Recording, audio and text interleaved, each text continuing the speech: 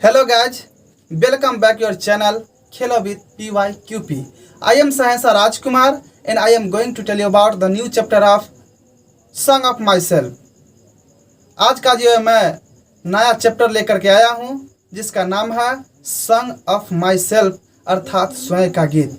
क्योंकि दिल की जो आवाज़ होती है वो दुनिया के आवाज़ से बिल्कुल अलग होती है और इसमें कवि जो है अपने खुशी का इजहार एक गीत के माध्यम से करते हैं। क्योंकि दुनिया में जो दुनिया चलती है वो पूरा संगीत की दुनिया पर पूरा जो है विराजमान है। लोग दुनिया में कौन ऐसा व्यक्ति है जिसको संगीत पसंद ना हो? ऐसा कोई भी व्यक्ति नहीं होगा जिसे संगीत की दुनिया पसंद नहीं होगा। अर्थात हर व्यक्ति को संगीत की दुनिया पसंद है। अतः सितार के तार को इतना न तानो कि वह सुराग से बेसुराग हो जाए। अतः मैं इसे एक थॉट के माध्यम से बताना चाहता हूँ कि छूले आकाश जमी की तलाश न कर, छूले आकाश जमी की तलाश न कर, जी ले जिंदगी खुशी की तलाश न कर। वक्त यूं ही बदल जाएंगे मेरे दोस्त, मुस्कुराना सीख ले, वजह की तलाश न कर, वजह की तलाश न कर। तो मैं आप लोग के बीच song of myself chapter को लेकर के आया हूँ और ये समझ लीजिए आप मेरे साथ हमेशा टू दी पॉइंट बने रहिए। होगी अंग्रेजी की भी बारिश, भीगेंगे आप और भीगेंगे हम, देखेगी सारी दुनिया। तो फिर चलते हैं मेरे दोस्तों चैप्टर की तरफ। तो चैप्टर को स्टार्ट करने से पहले मैं कवि के बारे में कुछ बताना चाहता हूं, आप मेरे साथ बने रहिए। तो यहाँ देखेंगे सॉन्ग ऑफ माई सेल्फ, इसका हिंदी मैंने लिख दिया हूँ स्वयं का गीत, जो कि वाल्ट विटमैन के द्वारा जो है लिखा गया है। इनका जन्म अमेरिका में हुआ था 31 मई 1819 ईस्वी को और इनका मृत्यु 26 मार्च 1892 ईस्वी को हुआ था। अर्थात 26 मार्च 1892 को इनका जो है मृत्यु हुआ था।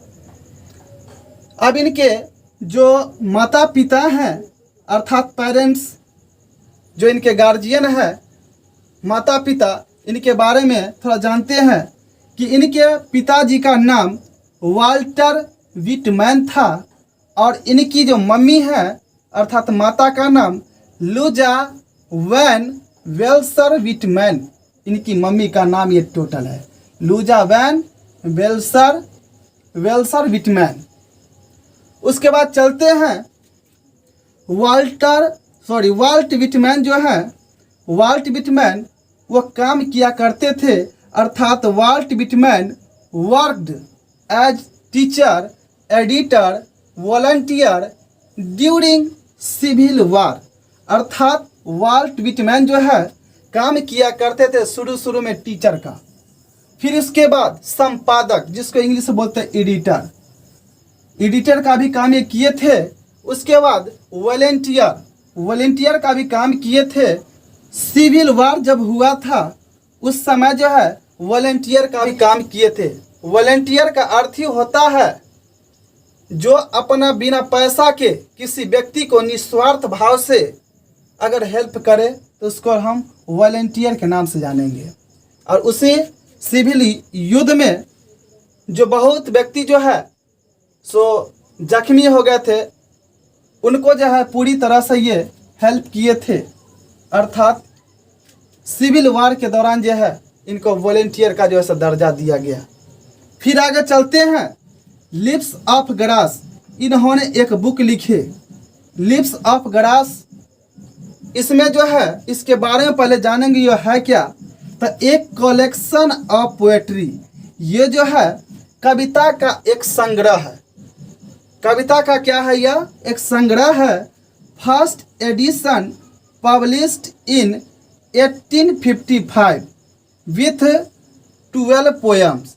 कहने का मतलब जब प्रथम बार ये एडिशन को जब पब्लिश्ड किए थे अर्थात प्रकाशित किए थे वो 1855 ईस्वी में।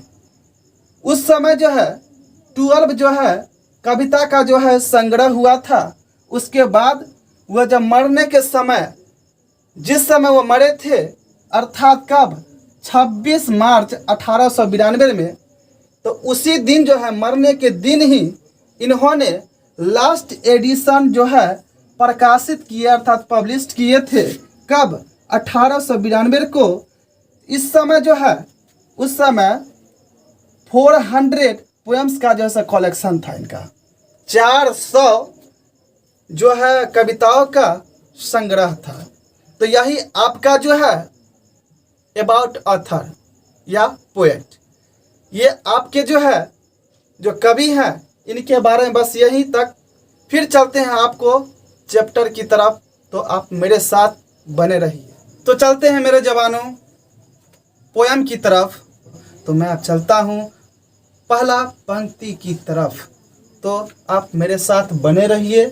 तो ये पोएम में, song of myself poem में पहला पंक्ति क्या कहता है? Song of myself is very beautiful poem. स्वयं का गीत एक बहुत ही सुंदर कविता है। It has been composed by Walt Whitman.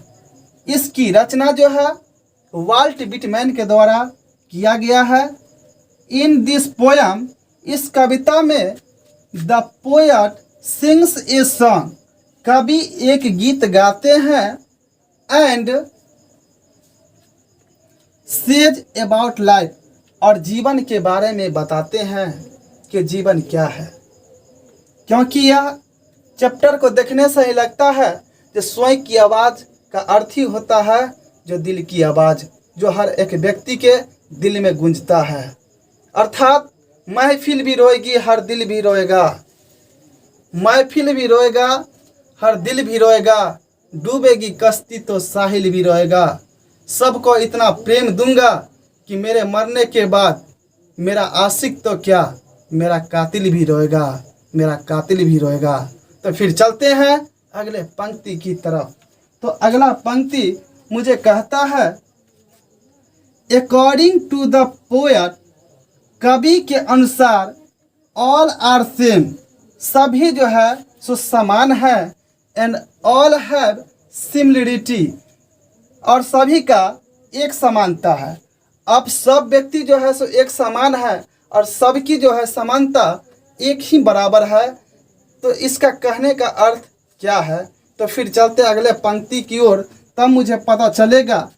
कहते हैं ही थिंक्स दैट, वह सोचते हैं कि there is no difference between him and other person. कभी सोचते हैं कि जो मुझ में और किसी दूसरे व्यक्ति के बीच में कोई अंतर नहीं है। अब कोई अंतर कैसे नहीं है, तो आगे जो अगला पंक्ति मुझे ज़रूर बताएगा। तो अगला पंक्ति क्या कहता है? ही सेज दैट, वह कहते हैं कि every person has the same feeling, हर व्यक्ति के पास जो फीलिंग जो होती है, भावना जो होती है, वह एक समान होती है।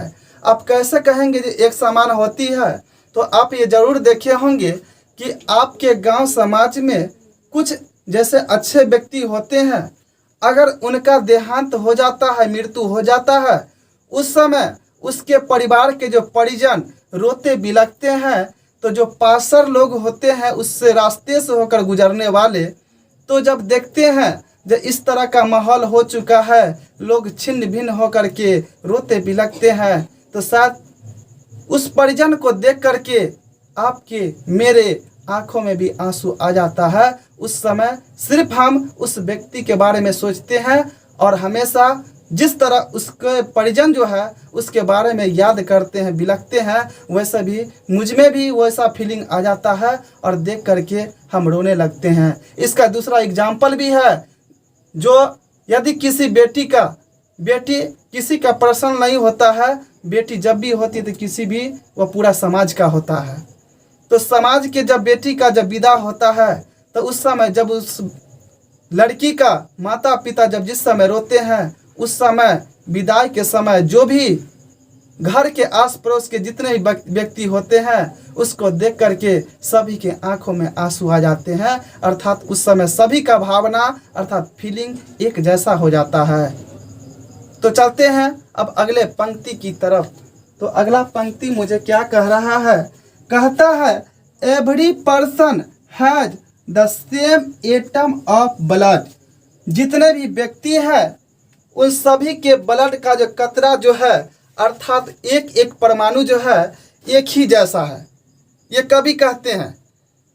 लेकिन ये जो है रंगों के हिसाब से, ये ग्रुप के हिसाब से अगर कहा जाए तो साइंस की दुनिया में ये गलती हो जाएगा, ये गलत साबित हो जाएगा।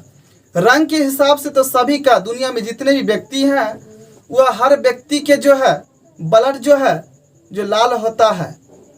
लेकिन एटम के बारे में यहाँ कहता है ये एक तरह से नेचुरल दुनिया के हिसाब से ये सही है, लेकिन साइंस की दुनिया से अगर कहेंगे तो अगर जो ब्लड के बारे में चर्चा करते हैं तो ब्लड का यहाँ पर गलत साबित हो जाएगा। क्योंकि अगर एक जैसा सबके होता तो किसी को भी अगर ब्लड की जरूरत पड़ता तो किसी में किसी को डाल देता, तो उस समय क्या होता, जो किसी भी व्यक्ति का वहाँ पर देहांत हो सकता था। अर्थात साइंस की दुनिया से जैसे ब्लड का भी ग्रुप होता है A B positive, A B negative, O, ये सब ग्रुप है। तो सब ग्रुप के हिसाब से देखा जाए तो ये गलत है, लेकिन रंगों के हिसाब से देखा जाए तो ये सही है। तो मेरे जवानों, आप मेरी ओर देखेंगे और एक एक पंक्ति को आप हिंदी प्लस इंग्लिश दोनों में समझेंगे। आप वीडियो को जब भी देखेंगे तो पूरा ही देखेंगे। फिर अगला पंक्ति क्या कहता है, कहता the poet wonders and invites his soul. कहते हैं कवि कि मैं भ्रमण करता हूँ और इनवाइट करता हूँ अर्थात आमंत्रित करता हूँ अपने आत्मा को। ठीक है, तो कहते हैं the poet wonders and invites his soul. कवि भ्रमण करते हैं और आमंत्रित करते हैं अपने आत्मा को। He thinks why person quarrel with one another. वह सोचते हैं कि कोई व्यक्ति एक दूसरे से झगड़ा क्यों करते हैं, क्योंकि छोटी सी जिंदगी, कहानी बहुत लंबी है। इन्हीं छोटी सी जिंदगी में लोग बेवजह एक दूसरे से झगड़ा क्यों करते हैं। तो ये कवि का ये सोच है, क्योंकि कवि प्रेम की दुनिया में रहने वाले हैं और वैसे भी जो संगीत की दुनिया को हल्का भी दिल से लेते हैं वो हमेशा चाहेंगे किसी से बातों के द्वारा किसी बात को सुलझाया जाए, वो झगड़ा की तरफ या मारपीट की तरफ नहीं जाते हैं। तो कभी कभी कहना, क्योंकि कवि जो है प्रकृति की दुनिया में वो प्रेम करने वाले हैं, इसलिए ऐसा उनका विचार है। और वह कहते हैं ही इज सैड, वह दुखी है, to see quarrelling due to narrow thinking. कभी कहते हैं कि मैं काफ़ी दुखद हूँ, किसको देख करके, तो वो झगड़ा को देख करके। और कभी कहते हैं ये झगड़ा वही व्यक्ति करते हैं जिसके पास नैरो थिंकिंग हो अर्थात संकीर्ण विचार हो। संकीर्ण विचार का मतलब जिसके पास सोचने समझने का क्षमता काफ़ी कम हो, अर्थात वो छोटी छोटी बातों पर वो उतावला हो जाता है और जिसके कारण झगड़ा का कोई ना कोई मोड़ ले लेता है।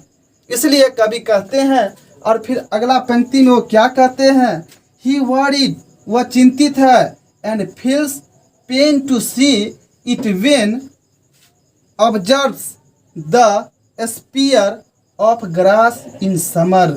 कहते हैं कवि, क्या कहते हैं कि मैं चिंतित हूँ, मैं नहीं, कवि जो है चिंतित है और वो महसूस करते हैं पेन को अर्थात पीड़ा को, कि जब गर्मियों के समय में, जब गर्मी का सीजन आता है, ग्रीष्म ऋतु, तो उस समय जो घास के जो लीव्स ऑफ ग्रास, वो घास के जो है पत्तियां जो होते हैं वो नुकीलेदार हो जाते हैं। और जब आप हो या मैं हूँ, जब कुछ छोटे मतलब बच्चे रहे होंगे तो उस समय में जब हम प्ले ग्राउंड अर्थात खेल के मैदान में खेलने के लिए जाते थे तो उस घास के ऊपर लोट पोट इधर उधर मंडराने का काम करते थे। तो कभी कभी शरीर में सुकून भी महसूस होता था। और जब कोई नुकीले अगर पत्ती अगर हमारे बॉडी में अगर टच करता था तो वह जो है काफ़ी हमको पीड़ा भी दे देता था। तो उस समय हम उस पीड़ा को महसूस करते हैं। उसी प्रकार कवि इस दुनिया को लेकर के भी महसूस करते हैं, जो कि नैरो थिंकिंग वाले व्यक्ति हैं। फिर आगे चलते हैं कविता की ओर, तो आप मेरे साथ बने रहिए। तो चलते हैं मेरे जवानों अगले पंक्ति की तरफ। तो अगला पंक्ति में क्या कहता है? ही सेज दैट, वह कहते हैं कि हिज बॉडी, उनका शरीर, टंग मतलब जीभ, and every atom of blood, अर्थात रक्त का प्रत्येक परमाणु, have been formed from soil and air, जो कि बना हुआ है मिट्टी और हवा से। फिर आगे क्या कहते हैं? He is 37 years old now, वह अभी जो है 37 वर्ष का है। कौन? तो कवि। कवि कौन है? तो वाल्ट विटमैन, जो कि एक अमेरिकन पोएट है। एंड ही इज हेल्दी, और वह अभी भी स्वस्थ है। तो कवि कहते हैं कि मैं अभी 37 वर्ष का हूँ, मेरी जो उम्र है वह 37 ईयर्स ओल्ड का हूँ, और मैं अभी भी स्वस्थ हूँ। तो स्वस्थ रहने का कोई ना कोई तो भाई वजह होना चाहिए। वजह तो ज़रूर होगा, क्योंकि अभी के समय में जितने भी व्यक्ति हैं, हर व्यक्ति पूरे अपने शरीर से हेल्दी नहीं है, उसके पास कुछ ना कुछ बीमारी ज़रूर है। तो कवि जो है, कवि का जो है स्वस्थ होने का कारण क्या है, तो वो देखते हैं अगले पंक्ति में। तो अगला पंक्ति में क्या कहते हैं कवि? So he does not want to stop his work till his death. कवि चाहते हैं कि मैं तब तक काम करते रहूँगा, मेरा काम तब तक जारी रहेगा जब तक मेरे शरीर में एनर्जी है। अतः मैं मरते दम तक अपना कार्य को जारी रखूँगा। अतः आपको मैं भी एक संदेशा देना चाहता हूँ इस कविता के माध्यम से कि खूब खाइए, मस्त रहिए, और जहाँ भी रहिए व्यस्त रहिए। अगर शरीर ठीक रहेगा तब हमेशा मस्त रहेंगे, और जहाँ भी रहेंगे आप व्यस्त रहेंगे तो शायद आपको किसी भी चीज़ का परेशानी का सामना न करना पड़ेगा। आपके हर एक ज़रूरत की चीज़ आपको कदमों में होगा। तो फिर अगला पंक्ति क्या कहते हैं कवि? कवि कहते हैं he has no consideration of creeds and systems of thought. वह कहते हैं कि मुझे धार्मिक विचार पर अपने समाज में कोई भी भेदभाव नहीं है, और मैं किसी भी समाज का धार्मिक जो भेदभाव है मैं उसके तरफ देखता भी नहीं हूँ। अतः मुझे उससे कोई लेना देना नहीं है, क्योंकि मैं एक प्रकृति की दुनिया का रहने वाला हूँ। दुनिया में दो ही प्रकार के जाति है। कौन कौन? एक मेल और दूसरा फीमेल। और कुदरत का भी क्या करिश्मा है कि दुनिया में जितने भी चीज़ बने हैं वह दो वस्तुओं से मिलकर बने हैं। अगर धरती है तो आकाश भी है, अगर माता है तो पिता भी है, और अगर लड़का है तो लड़की भी है। अर्थात कुदरत का ये करिश्मा है कि सूर्य है तो चंद्रमा भी है। तो फिर चलते हैं तो अगला जो पंक्ति में कवि क्या कहते हैं?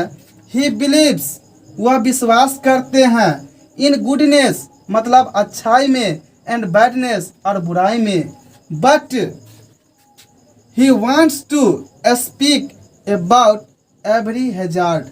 लेकिन वह बात करना चाहते हैं किसके बारे में? तो हैजार्ड के बारे में, अर्थात खतरा के बारे में। क्योंकि हर व्यक्ति, दुनिया में कोई भी व्यक्ति पूरा परफेक्ट नहीं है। No anybody perfect in this world as like you and me. You have some positive point and negative point. Also, I have some positive point and negative point. दुनिया में आज तक कोई व्यक्ति पूरा परफेक्ट नहीं है। हर व्यक्ति में कुछ पॉजिटिव और कुछ नेगेटिव जो है सेंस होता ही है। इसीलिए खतरा का सामना करना ही पड़ता है। कभी अच्छे दिन आते हैं तो कभी गलत दिन भी आते हैं। इसलिए खुशी और दुखी दोनों एक दूसरे के साथ ही रहते हैं। जिसके पास खुशी का आना अगर होगा, उसके पास एक न एक दिन दुख का भी आना जरूर होगा। तभी तो किसी व्यक्ति के मन में ये रहता है कि हम किसी से बड़े नहीं हैं, जितना ही दिन का ज़िंदगी है मुझे खुशी से रहना चाहिए और एक दूसरे का भी हेल्प करना चाहिए। यही हमारी महानता होनी चाहिए। तो आगे कभी फिर क्या कहते हैं? कहते हैं ही सेज दैट, वह कहते हैं कि nature should not be checked otherwise it will be dangerous. कभी कहते हैं कि प्रकृति का छेड़छाड़ नहीं करना चाहिए, ऐसा अगर करते हैं तो यह एक न एक दिन खतरनाक साबित हो जाएगा, खतरनाक का जो एक रूप ले लेगा और ज़रूर जो है सो हमारे इन्वायरमेंट में बहुत सारा दिक्कत का सामना करना पड़ सकता है। इसलिए कभी कहते हैं जो प्रकृति की छेड़छाड़ नहीं करनी चाहिए। फिर आगे क्या कहते हैं, कभी कहते हैं ही विशेज, वह चाहते हैं दैट मतलब कि there should be communal harmony in society, कि समाज में एक सांप्रदायिक सद्भावना का जन्म हो जिससे एक दूसरे में प्रेम का जो लगाव है वह होना चाहिए। अगर सांप्रदायिक सद्भाव होगा तो एक दूसरे का जो है सो बुराई कोई नहीं सोचेगा, क्योंकि दुनिया में कभी भी दिक्कत का सामना तभी करना पड़ता है जब किसी के प्रति अगर मन में हल्का भी खोट आ जाए अर्थात बुराई आ जाए। फिर आगे क्या कहते हैं, कभी कहते हैं so we can say that, इसलिए हम लोग कह सकते हैं कि द पोएट सेज दैट, कभी कहते हैं कि life is a beautiful thing, कि जो जीवन जो है वह एक बहुत ही सुंदर वस्तु या चीज के समान है। Everybody should be happy and try to make other happy. कभी कहते हैं कि अपने में भी खुश रहना है, स्वयं भी खुश रखिए और हमेशा ट्राई कीजिए, कोशिश कीजिए कि हमारे आस पड़ोस के जो व्यक्ति हैं, जो हमसे जो हमारे घर के जो मेंबर है, हर एक व्यक्ति के बीच में खुशी का हमेशा माहौल बना रहे। अपने भी खुश रहिए और हमेशा कोशिश कीजिए कि दूसरे व्यक्ति भी खुश रहे। अर्थात इसको मैं एक थॉट के माध्यम से बताना चाहता हूँ कि ज़िंदगी का हर शौक कभी पाला नहीं जाता और कांच के खिलौनों को कभी उछाला नहीं जाता। मेहनत करने से हर मुश्किलें हो जाती है आसान, हर काम कभी कभी अपने तकदीर से टाला नहीं जाता। तो यही आपका चैप्टर था सॉन्ग ऑफ माई सेल्फ। यदि आपको मेरा वीडियो अच्छा लगा हो तो लाइक, शेयर, सब्सक्राइब एवं बेल आइकन को दबाना न भूले। Thank you for watching video.